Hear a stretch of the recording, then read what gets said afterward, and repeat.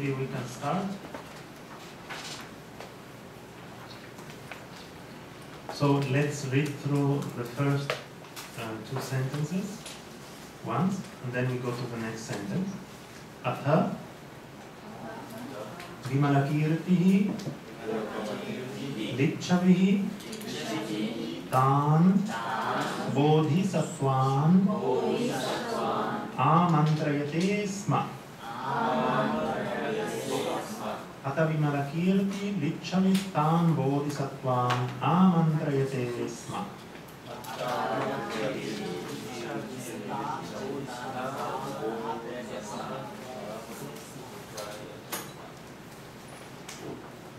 Pratibhatu Sat Purushaha Katamaha Bodhisattvanam Advaya Dharma Mukha Pravesha.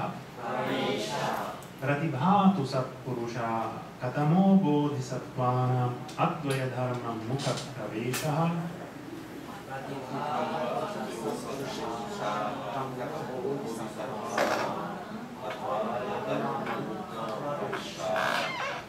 Okay, I think you remember the overall sense of these two sentences. Let me repeat it very briefly.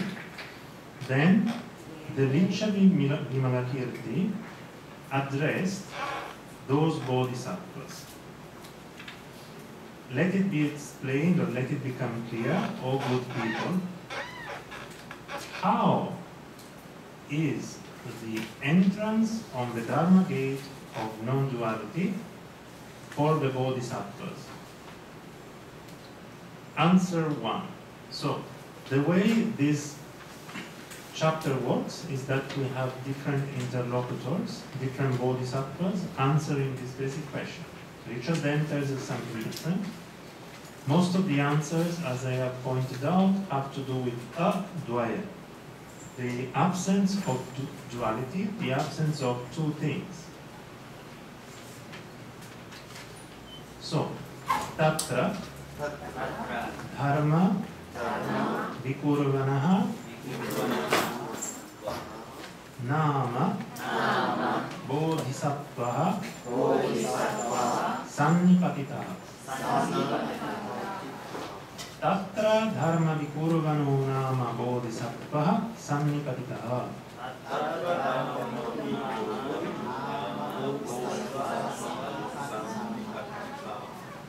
Okay, so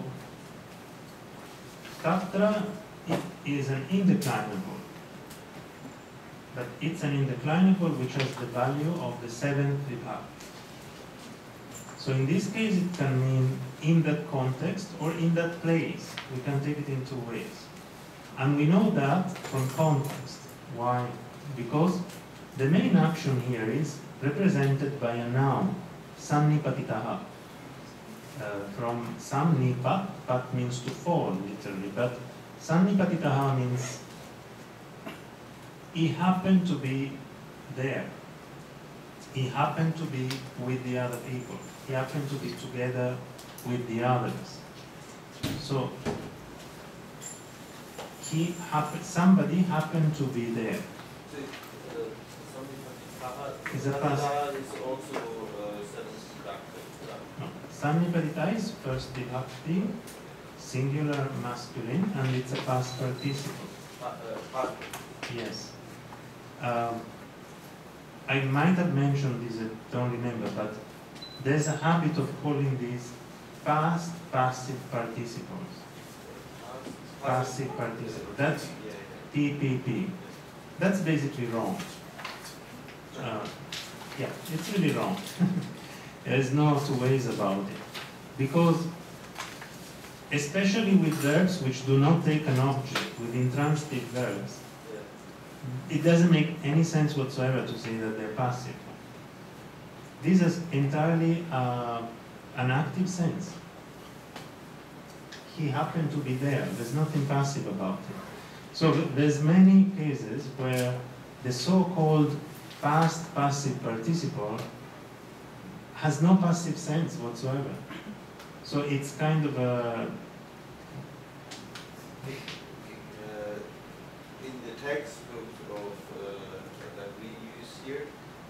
explained in that way, it can be used in a passive sense, can be also understood in active sense. Yeah.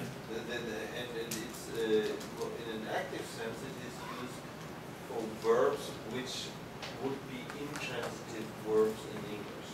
That's how it explains. Yeah, more or less is correct, but even that is not 100% true. There are cases where actually it's used in an active sense, even with verbs which are transitive. That, for example, is very common with the verb gam, which means to reach. Yeah. So very often with gam, you get gata, and it's not used in a passive sense, it's used in an active sense. Yeah, that's what it means, yeah. It often means someone went somewhere. Yeah.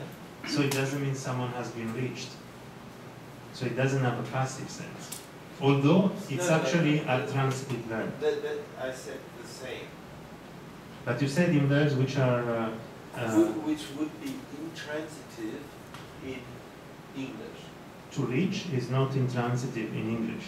Gam means also to go, right? It really means to reach. It has a transitive sense in Sanskrit. But I'm talking which would be intransitive in English. But if it corresponds to the verb to reach, then it becomes transitive. In Sanskrit, yeah. No, in English too. To reach is a transitive verb. So but not to go. No, but there is no one-to-one correspondence between to go and gam. There might be a long-lost etymological link, but so I'm not sure that that rule always works. But here in this case, it is just a participle. How do you say? Past participle. You can say it's a past participle, or if you want to use the Sanskrit term, this is a ta suffix. Ta. So the ta suffix is used. Yes, it can be used for the karma, but sometimes it's used for the agent, or it can be used for bhavi. It can be used for the action itself. There's a number of very famous examples of that. So it has a very broad. Yeah, that's why PPT is slightly misleading. I can give you famous examples of that. Buddha Charita. Buddha Charita means the activity. It has more of a bhave sense, or Lalita Vistara. Lalita, same thing. It doesn't have a passive sense, really. Lalita is from what? From Lin, I think. Lal or Lin? I forgot. Should be Lal, from Lal. But it doesn't have that. There are many cases where it just means something which has been done, like an activity.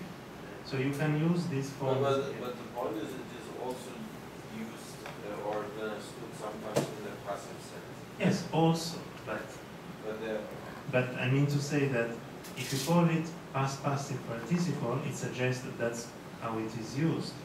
And that is only one of the usages. So I would prefer not to introduce the term passive when describing that. That was my point. So if you want to use the Sanskrit term, this is a ta formation.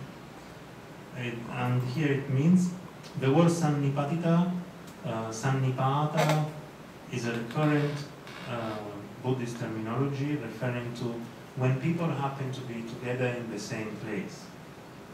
So you find this term very often, and this is the sense here, that someone happened to be tatra, there. So this could mean he happened to be there in that place when that question was asked. That's one possibility. Another possibility is that tatra just connects to the previous sentence, meaning in that context, when that happened, the next that I'm going to say is also true, also happened. Namely, that somebody Sannipatitaha. Would you like to translate that to here before? So what means coming together or something like this? Because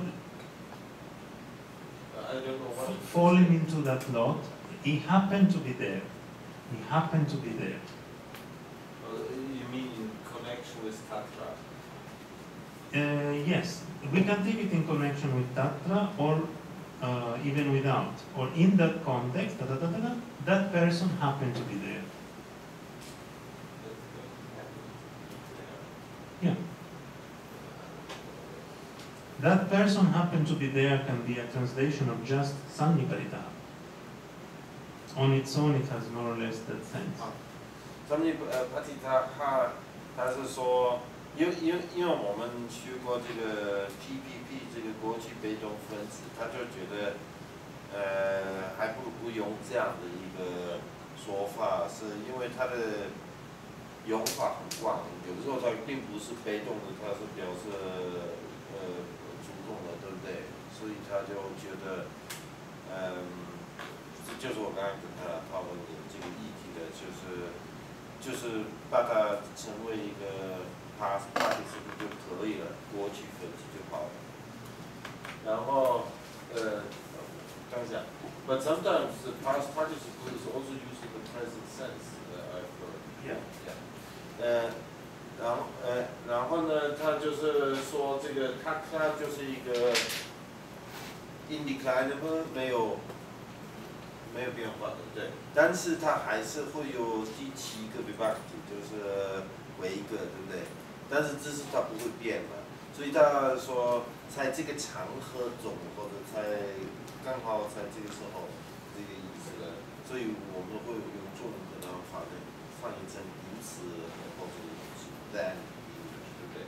然后他说Sannipatitaha 它的 root 就是我 pat，right？pat 就是它的 root to fall，yeah？Yes。Yeah。to fall， 落，就是这种中文的落。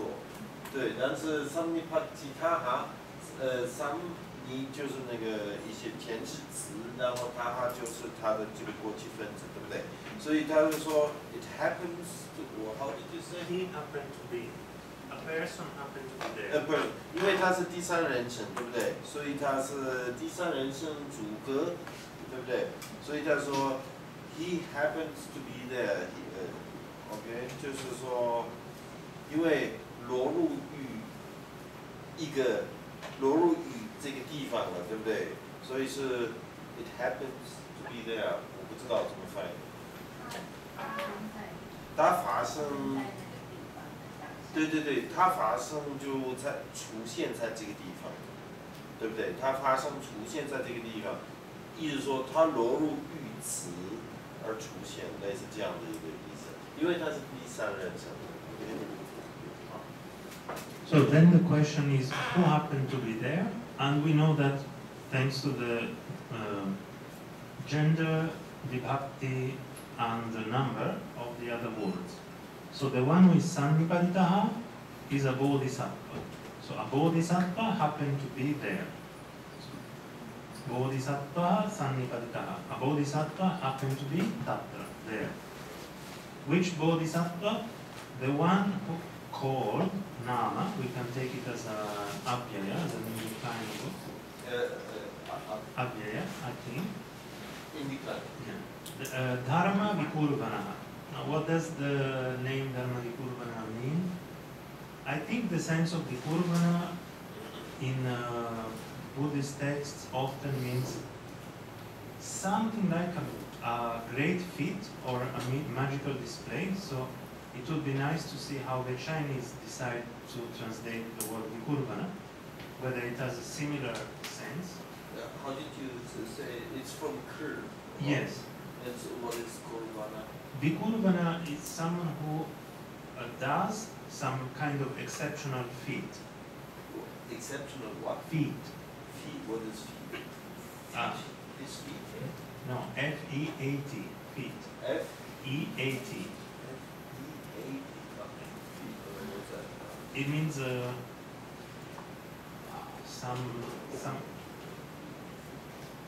something that can be done, like, and it's a little bit exceptional. Almost not exactly a miracle, but something. And so I wonder if it has a similar sense in the Chinese translation. Yeah. Okay. Can you give some more explanation how this how it is developed? Kur and then kur. Why is it kur and banaha? What kind of suffix is that? I'm not sure. Because the kurban or kurban? Kurban. No, it's not. It's not. I'm not sure how regular this form is. That's something I would have to check. Okay. Whether it's really a completely regular form or not. I forgot what's the. No, I first. I'm sorry. 那个上面帕吉塔哈，它是一个我们刚才所说的一个过去分子，对不对？然后这是逐个，对不对？所以它是这个action 的主要的活动词是这个意思啊。但是然后你要找一个与之相对应的一个格方面。数方面和性方面的与之相对应的一个另外一个名字，那就是波罗三法。所以就是说，就是有什么有一个菩萨在，有类似这样的意思，有一个菩萨在，然后nama 就是一个没有变化的字，就是说 with the name 就是有这个名字。OK， 有这个名字，什么名字？那就是也是一样，格跟属和心相对的。那名字是什么？答嘛就 vikurvana OK，vikurvana 它是从这个 kur to do make 就是演变出来的。然后 v 就是一个前置词，对不对？然后他说整个词的意思大概是一个能够造出比较。怎么说啊？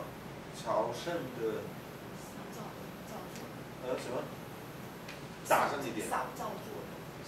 我听不到他说什么。你要大声一点，或者不讲话。好，你讲话。不是你要。没礼貌。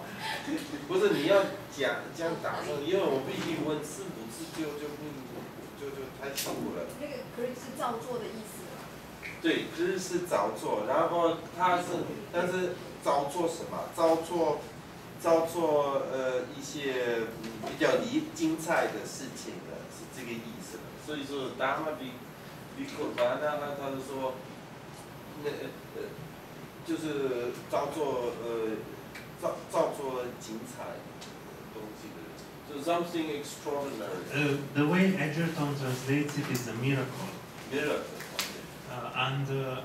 As I thought, it's a slightly irregular form. It seems to come from a Middle Indic verbal form, vikurvati, which is not really a regular form.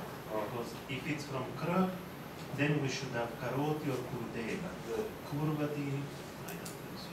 So, 反正他物件无法完全决定它的来源是什么，他就说可能是另外一些当时印度地方话的一个词根啊，他是这样说的，所以暂时无法确定它的这个来源。好像是做一些 to do miracles 大家知道了，对不对？所以呢，就是对，是我想这句话就清楚了。You were asking the name of how it is translated in Chinese. yes. Okay, Kumarajiva's translation is 说明法自在 and So the equivalent is 自在. yeah, 法 is dharma, 自在 is but 自在 means something like somebody 自在 is like not being，打声一点，我听不到。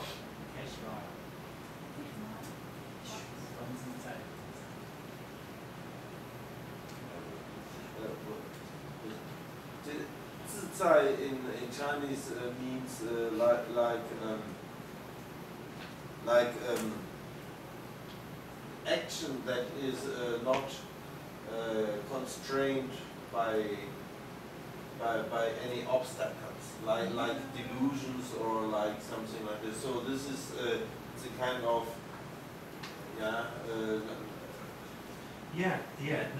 that's close to the more ordinary Sanskrit way of understanding Vikra. It's almost as if you understood it as Vikrama, from Kram rather than from Kra. So Vikranti has exactly the sense that it's like prowess. Prowess. What is prowess? Prowess is. Can you spell it? I don't understand. P-R-O-W-E-S-S. Prowess. Vikranti or Vikrama has that sense. Prowess is. It's something akin to power, but power within activity. Within activity. Within activity. Okay. But I think probably Edgerton is right in his assessment. That's my understanding. This is one feature of the sutras and of Buddhist texts in general, because they quote sutras too.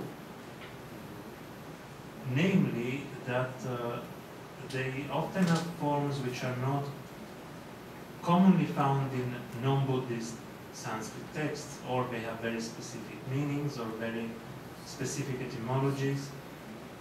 Sanskrit grammarians discuss irregular forms under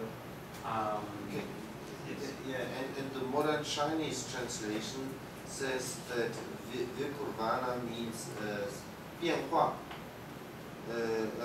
神众变化。Yeah, that was close to what you said.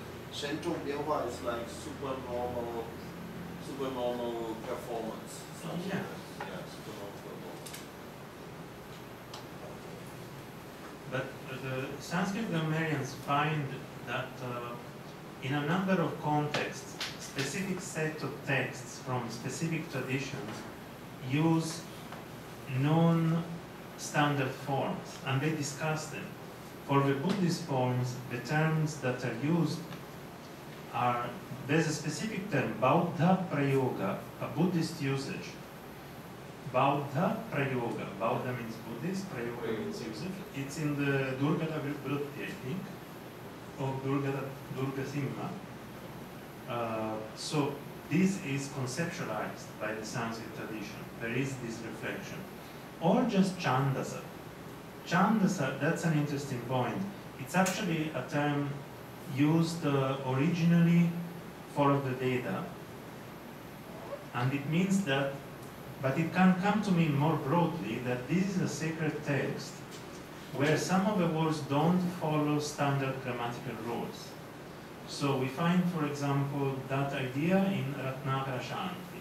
Ratnakara Shanti brings us this idea of Chandas or Arsha, something which comes from a seer, a special person. So because this Arsha Prayoga, it's a usage from a seer, a special person, we should not think that there's a flaw. So we do find this in Sanskrit grammar. So it's not unique to Buddhist texts. That's what I want to say. Each tradition has its own set of prayogas, of usages, which are non-standard. But you find it in the Puranas, you find it in Shaiva texts, you find it in a number of different places. 反正他的意思说，这个库巴纳哈这个词可能是一个，就是一个就是 irregular 不规范的一个来源，有不规范来源的一个词呢。然后这个在佛学的经典里面，就是佛学范文里面常会出现的一个现象。然后其他的范文传统其实也有。就这样子吧。maybe we proceed. So, I think now this sentence should be okay, it's fairly simple. So, maybe we read it once more, just this part. Tatra dharma vikurvano nama bodhisattva sannipaditaha.